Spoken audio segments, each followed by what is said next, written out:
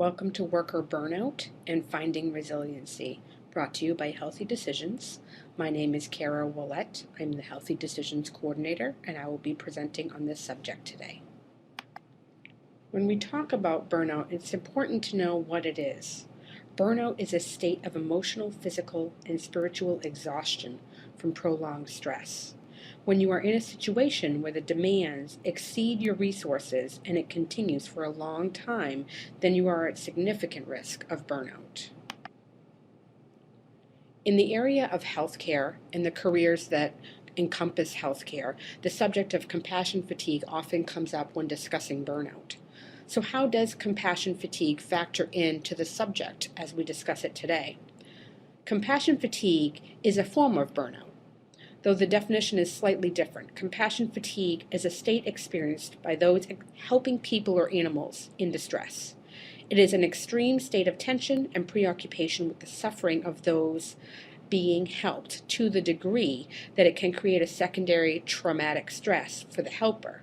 So people with burnout will adapt to their exhaustion by becoming less empathetic and more withdrawn, whereas people with compassion fatigue continue to give themselves fully to their patients and find it difficult to maintain that healthy balance of empathy and objectivity. In the interest of limited time, we are simply going to talk about the broader definition of burnout today. There are symptoms of burnout to help a person determine if they have in fact entered an area where they are experiencing burnout. There are three categories that we're going to look at on this slide: physical symptoms, behavioral symptoms, and cognitive symptoms. When we look at the physical symptoms, fatigue is the very first piece that pops up. There is a literal physical exhaustion and chronic fatigue component that can occur. Headaches and back pain, as well as stomach problems and gastrointestinal problems may creep up on you.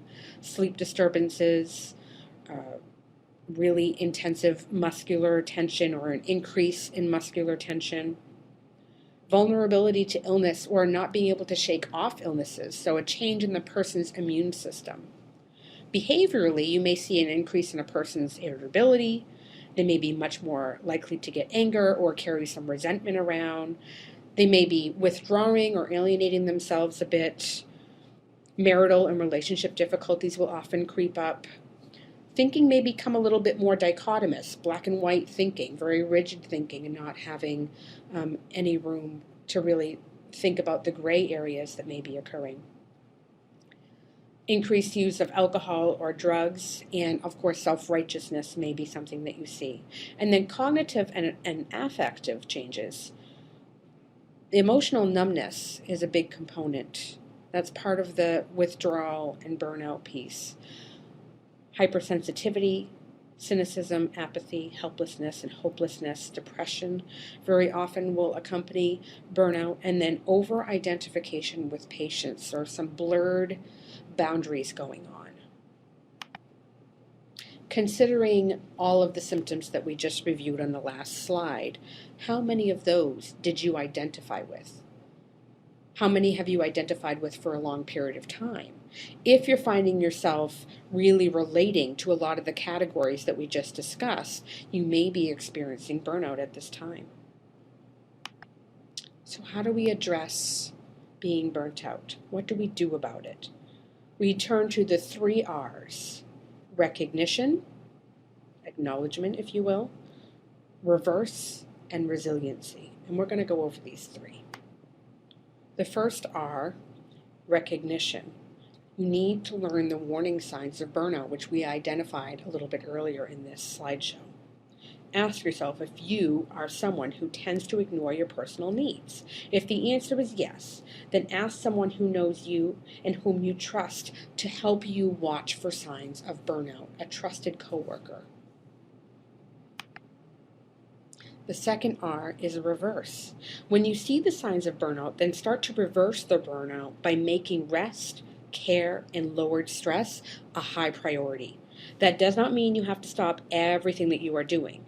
It does mean that no one can function at a high state of stress without a break. So let's take these steps. Lower your demands on yourself, at least temporarily. In the long term, you will accomplish more if you vary the demands and stress. Emphasize tasks that are within your control. Feeling out of control is very distressing, and if your work places demands on you that you cannot fulfill, then you must renegotiate those. Build in a regular time when you are away from those demands. Take up alternative activities that are satisfying and are low stress activities. We all have multiple areas of our life: marriage, family, career, social life. Make it a priority to ensure that you do not face great stress in more than one area at a time. If there are problems within the marriage or the family as well as work, then deal with the personal areas of your life first and lower the conflict of the stress.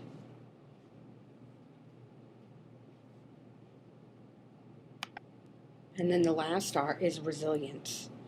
Resilience is the process of adapting well in the face of adversity, trauma, tragedy, threats, or significant sources of stress, such as family and relationship problems, serious health problems, workplace or financial stressors. It means bouncing back from very difficult situations. We're going to delve into resiliency a little bit more now. Let's look at your specific ability to be resilient in the face of adversity.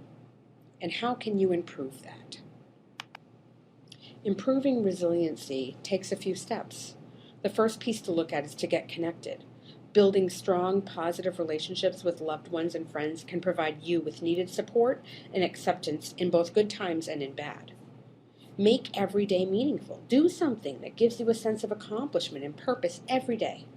Set goals to help you look toward the future that have meaning behind them. Learn from your experience. Think of how you've coped with hardships in the past. Consider the skills and strategies that were helpful during that particularly rough time. You might even write about past experiences in a journal to help to identify positive and negative behavior patterns to help you guide you in any future behaviors. Remain hopeful.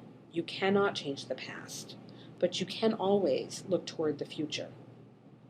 Accepting and even anticipating change makes it easier to adapt and view new challenges with a little less anxiety. Take care of yourself. This is so crucial. Tending to your own needs and feelings. Participate in activities and hobbies that you enjoy. Include physical activity on a daily basis. Get plenty of sleep. Eat a healthy diet. Practice stress management and relaxation techniques. Be proactive. You cannot ignore your problems. Instead, you need to figure out what needs to be done, make a plan, and take action. It can take time to recover from a major setback, a traumatic event, or a loss. Know that your situation can improve, but you have to work at it. And then staying flexible. Resilient people expect to face challenges at different points in their lives. They're able to adjust their goals to find ways to adapt, such as we saw in the previous slide. Do you bend or do you break? Resiliency is about the ability to bend. And of course, you need to remain to have the ability to keep laughing at things in life. There are two pieces left to this process. One is to go ahead and take this quick resiliency test that is on the next slide, just to give you an idea of how well you are doing with resiliency in your own life. There are several types of adverse situations on this questionnaire, and some are considered minor everyday occurrences, others are significant events. Go over one or two questions after you've completed. Look at your answers to these situations, and you can see how well you handle the smaller stresses in life and how well you bounce back from the more significant events. This is just a good check-in for each of you. After that, go ahead and complete the questionnaire at the end. If you are a Healthy Decisions participant, this questionnaire must be sent off so that we can record you as having participated in the Resiliency and Burnout presentation. Thank you so much.